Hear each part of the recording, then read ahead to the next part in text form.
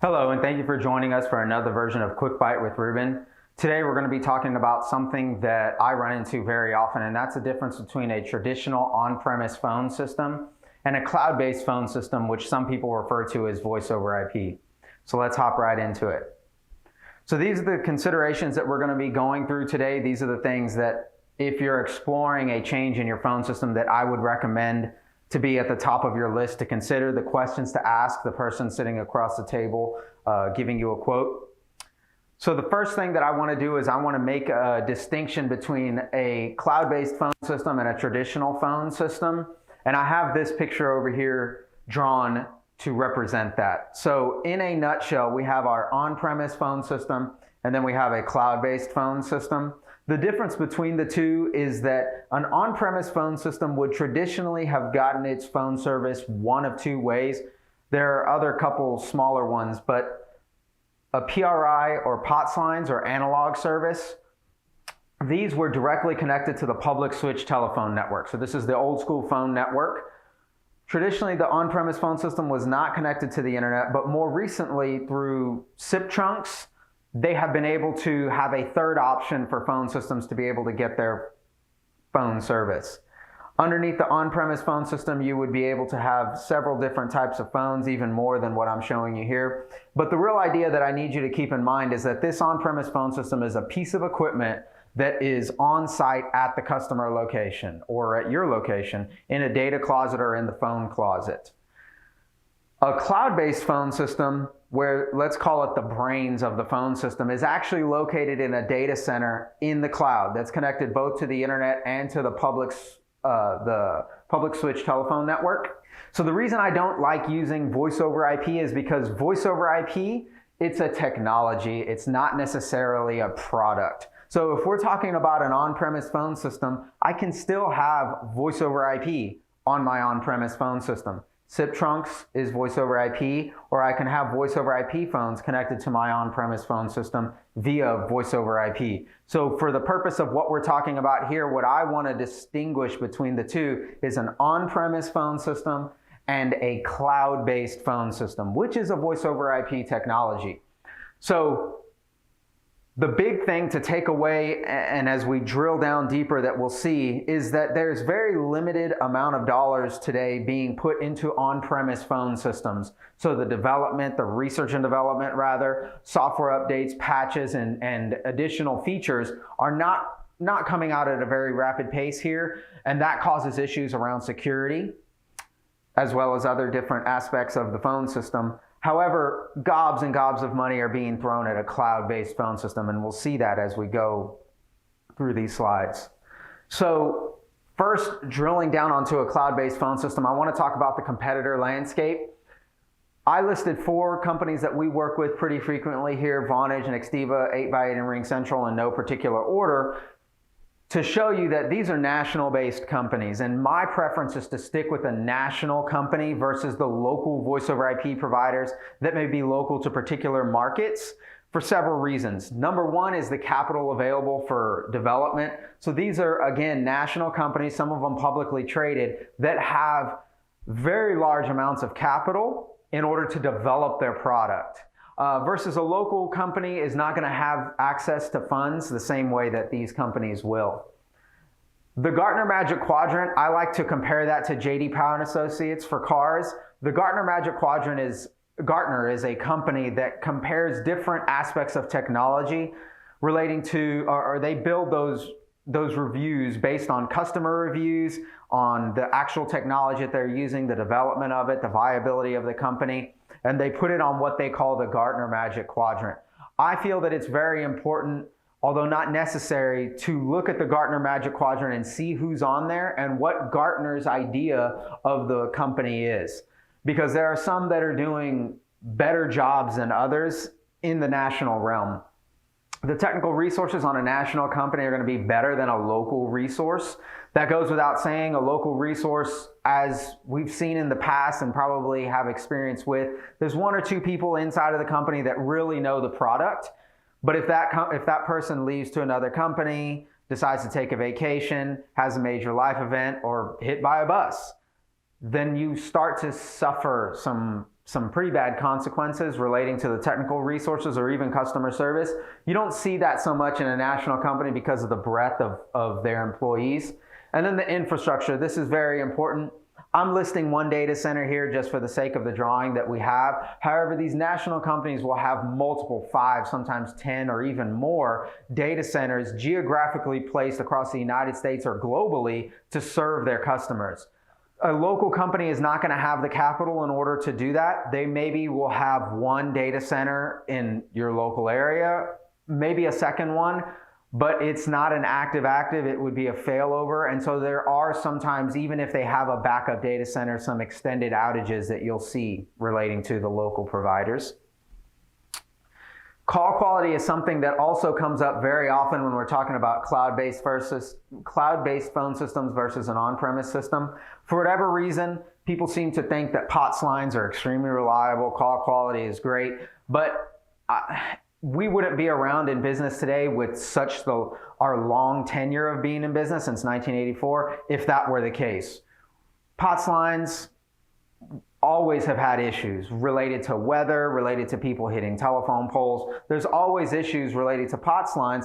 And I would make the argument that a cloud-based phone system has a higher voice quality, a higher uptime, and better reliability than our traditional phone systems, provided that some of these things are looked at and taken care of. And I put 2 different colors here to represent red being inside of the customer's control and B being on the provider's control, but something that a customer should ask the person that's giving them a quote.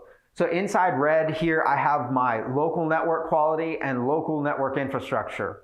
It's very important that we have adequate cabling inside of the office to support a cloud-based phone system, as well as good routers, switches, access points, good network equipment.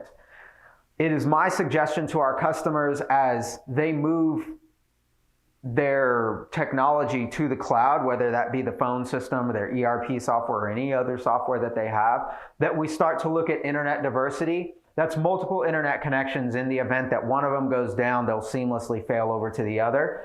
And SD-WAN is one of the technologies that we also recommend our customers take a heavy look at. I have other videos in Quick Byte talking about SD-WAN, and I invite you to look at those. Now, related to the provider, we talked about the data center. It's always an important question to ask the providers, how many data centers do you have? Where are they located? And in what type of failover are we looking at these data centers becoming active? Is it active where you have multiple instances of your profile across different data centers? Or are you only in one data center and in the event of an outage, there's a significant amount of time to move over to the other data center?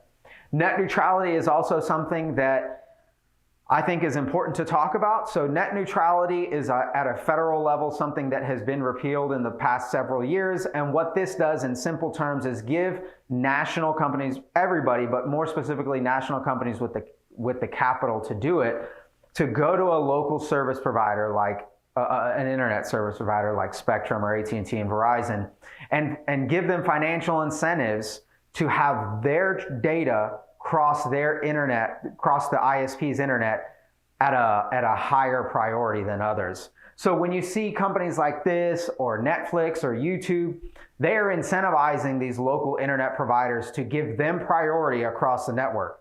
Again, a local provider is not going to be able to have that type of money to do that. So it is important with regards to net neutrality, again, to start to look at the national providers who are going to be able to give you better priority across the different internet providers to their data centers.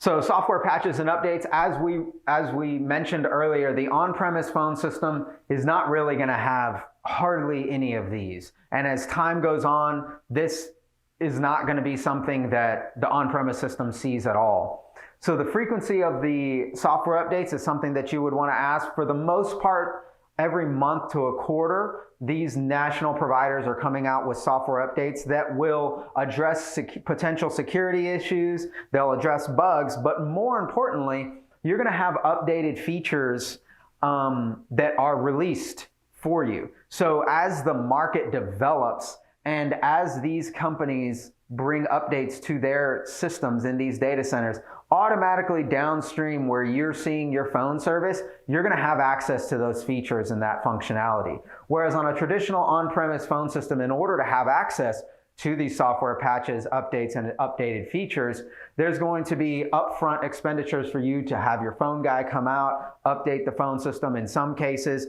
have some hardware updates to your on-premise phone system in order to take advantage of those. And then you're going to start to have security issues inevitably that will need to be addressed by future software updates and future patches. That's all automated on this side. There's nothing that the customer needs to do. However, over here, there's additional costs every single time that happens. And as your local phone provider pulls out of this market and shifts their business, hopefully over here, you're going to start to see extended times and money for you to get that on an on-premise phone system. Integrations is an important part of the phone system.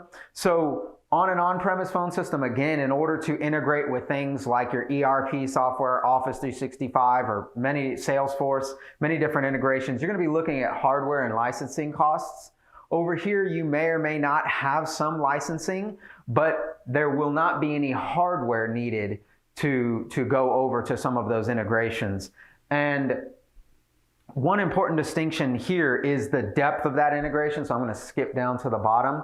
So all of these kind of go hand in hand, but the depth of the integration is very important to ask. There's a lot of questions right now around Office 365 and Teams and whether or not there's integration with there. So one of the key things to ask when you're looking at the landscape and trying to decide which route to go is whether there's an integration as far as there's a plugin to Teams or whether there's direct routing into Teams. There's a very important distinction between the two, and the person that you talk to should be able to talk intelligently about that. But all of these things are basically relegated to the cloud-based phone system. You're going to have either in-house or outsourced development teams on a cloud-based system to develop all of these integrations with more and more of the cloud applications.